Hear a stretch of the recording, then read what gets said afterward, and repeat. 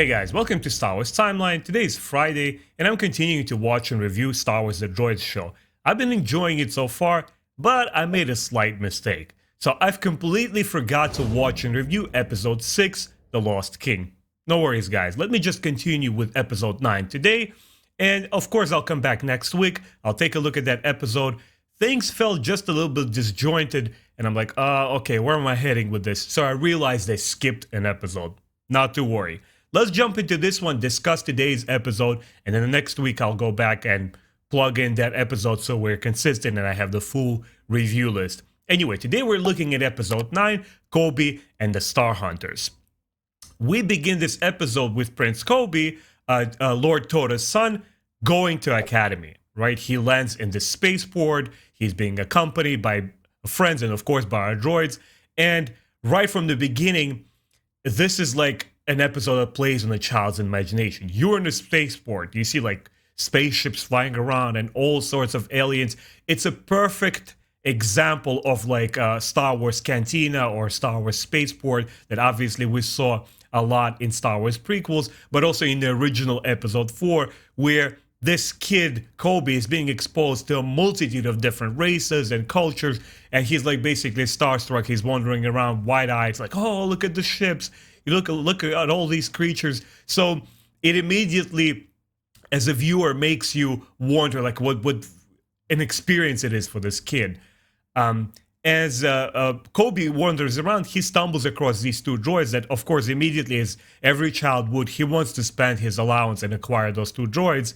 Again, as I'm watching this episode, I'm, kind of remembering myself at an early age. I'm like, yeah, when your parents give you allowance, what do you want to do? You want to buy stuff on impulse. The first thing that you see that kind of catches your eye, you want to get. So the episode was a very interesting play on that. So Coby is wondering, he's looking at these droids. Of course, C-3PO and R2-D2 are there by his side, and C-3PO is there basically snatching the allowance from his hands, and R2-D2, C-3PO comes over and he says like, well, should not spend your allowance, your inheritance on just lousy things like this. There's better ways to spend it, and you should listen to your elders. And there's a little bit of bickering going on. Obviously, Coby being a younger boy, he's like, you should have been scrapped a long time ago. He doesn't want to listen to elders. At the very least, he doesn't want to listen to droids. Maybe his father is more of an authority figure, but not these droids. He doesn't want to listen to them. But as he's walking around, he's checking out stuff. He wanders into this wild animal, this creature, which is called the tessellated arboreal bingephant, which is basically a space cat. That's what I'm going to call it for the sake of this episode review. It's a space cat, okay? It's super cute little creature, and he's just wandering around. It doesn't seem like it belongs to anyone. And of course, Coby, being a gentle soul that he is, he loves animals, he wants to help out. He kind of adapts it, and they become fast friends with this creature. Then Coby goes and looks at these spaceships. He goes to this youth shop, and the first thing that he encounters, he also falls in love with this Blackhawk Destroyer. And as soon as I had to look at this new ship, I immediately thought of Star Wars prequels, and particularly the shuttles, right? Because in the original trilogy, we have the Imperial Lambda-class shuttle, which is with its signature kind of look, and we see a deconstructed version of it without its upper fin in the prequels, and it's sort of kind of what the Blackhawk Destroyer looks like. I was like, oh man, this is really cool. This is probably one of the designs that George Lucas decided to incorporate from this classic show and put it into live-action films. And as Coby's, wide-eyed checking out this ship, his cat is being kidnapped by these Zelakash pirates. They seem to have, right in the broad daylight, in front of everybody, just bag this cat and escape to their ship. Of course, Coby, C-3PO, they give chase, and they're trying to get back their creature, their new pet, and they give chase to the pirates. And as they are chasing it, the pirates basically get into their ship and they fly off. And the only way that our friends can give chase is, of course, Coby runs back to that used shop and he sits in that new ship that he liked so much. But of course, C-3PO admonishes him. He says like, hey, you can't just steal it. And, we have to pay for it. I thought it was really thoughtful distinction between the villains of this episode and the good guys. It's not just at the convenience he could jump into the ship and fly off. The show, what I really appreciated about it, it's not preachy at all. It's not talking down to kids. This is what you should do. No, they just, in the context of the story, C-3PO says like, hey, why don't we buy it? We have your money, and we're going to use this ship for the good purpose, right? We're going to go and rescue your friend. So I really enjoyed that little touch, and I enjoyed that the show kind of treats children and the intelligence with respect. It tells them like, this is what the good guys do, and it doesn't in a way that serves the story. It doesn't try to kind of like break the fourth wall and talk to the children directly, sort of like the He-Man show did. The original show, at the end of each episode, He-Man would like, or a cast member would talk to the kids and tell them what's good or what's bad. I really like it in how this show does it stylistically.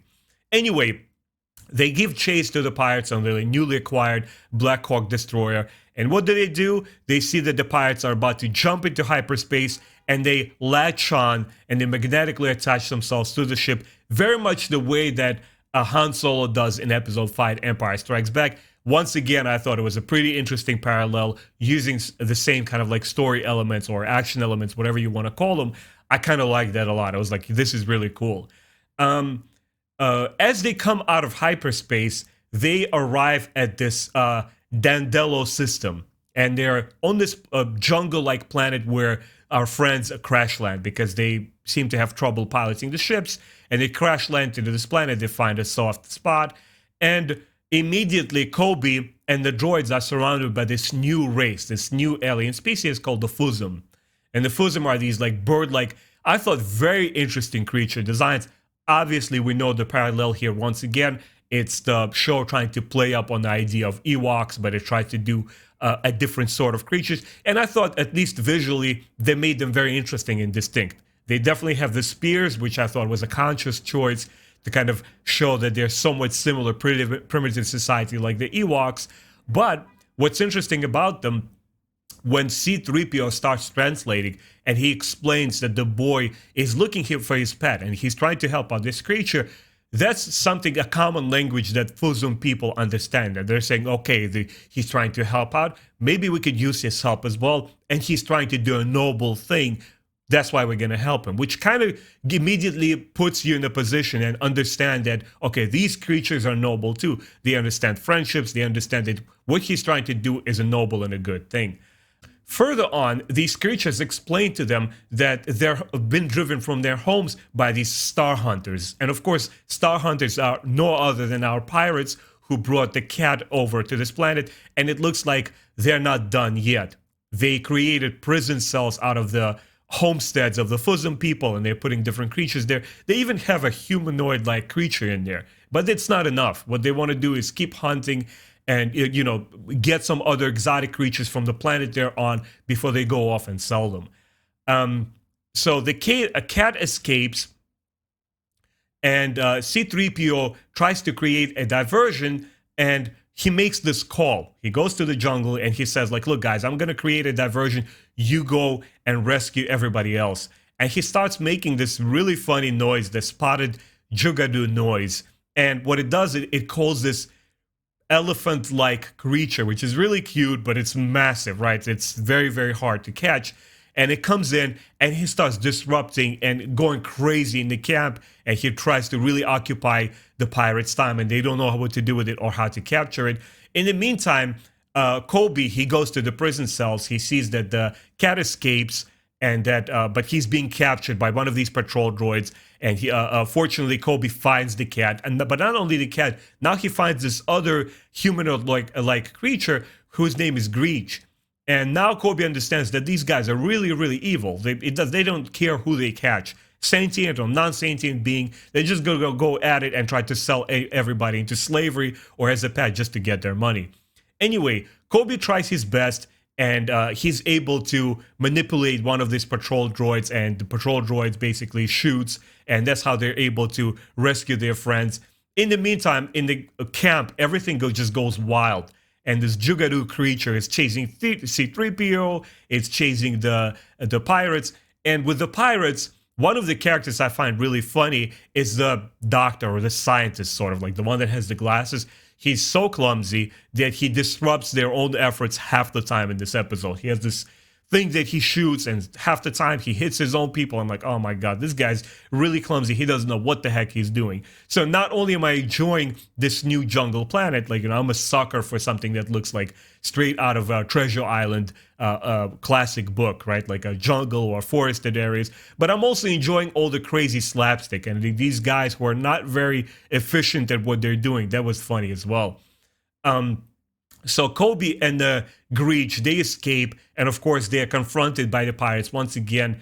And who comes to their rescue? It's John. He's able to track the SOS signal that our friends leave. As soon as they drop on this planet, they signal and they say maybe somebody will hear our SOS and come to our rescue. And by the end, during the climax of this episode, when our friends seem to be cornered, John arrives and he's saying, like, with the cavalry, like, here I am, I'm gonna help you out. I also like that moment. But what I really enjoyed for the majority of the time spent on this planet is just this Jugadu chase was like really fun and really goofy. I'm like, this, watching this episode as a child, from a child's perspective, because it's clearly intended for them, there's so much excitement and adventuring happening here, and it looks like it's the last episode where we see Coby or his father, Lord Toda, or the rest of their people. And it was a really nice way to say goodbye, because now Coby needs to go to the academy. Surprisingly, John also made it into the academy, and that's why he has to say goodbye to the droids, and they have to part ways. So I guess in the next episode, our droids are going to go to completely new owners, and we're going to start from scratch, and the episode will, go into some other kind of like heroic motifs, other characters, and other villains that they will encounter. And of course, at the very end, the Jugadu creature has to come in and, hug C-3PO, which he's not very fond of because it's just so massive, and it was pretty interesting and funny. Anyway, overall, I really enjoyed this episode. I think what I liked the most about it, once again, the visuals. When you're in the spaceport, you see all these ships flying around. When you see the ship that Coby acquires, but Blackhawk Destroyer, which was excellent design. The planet that they land on, right, the jungle planet or the moon, whatever that is, all the creatures in it, it is just so full of imagination. And you see the level of detail in the backgrounds, the level of detail in the animation. Things are just getting more and more complex. And once again, it's a bittersweet experience because it makes me wonder, what would this show look like by season 4 or 5 when things really went into full gear and the show perhaps became more popular and they were able to invest more money and time into it and evolve the writing, evolve the art, evolve the show on every front. But unfortunately, it was not meant to be. It's a only one season show, which I'm perfectly fine with. I'm enjoying it, guys. Anyway, I hope you liked this review. I promise in the next episode, I'll go back and I'll rewatch that episode or watch that episode 6 and review it, The Lost King, the one that I seemed to miss out on, because I really enjoyed the planet that they were on before. I really enjoyed Lord Toda's quest and, the struggle for power and how the two kings become friends. That was really, really enjoyable. I would say in terms of story arcs, that was like the biggest part of the show. The heart of the show are these people. Anyway, I hope I enjoyed. I hope you guys liked this video. Please comment in the section below. Let me know what you thought of this episode. Next, I'm trying to watch the Ewok show, and I would like to hear from you guys. Am I gonna like it more than the droids? I'm hoping that I do, because since childhood, I had a lot of love for the Ewoks. I'm pretty excited for that. Anyway, if you like my videos, please consider subscribing, hit the bell button so you don't miss my future reviews of the Droids show, and then I'll switch over to the Ewoks as well, and I'll see you guys next week.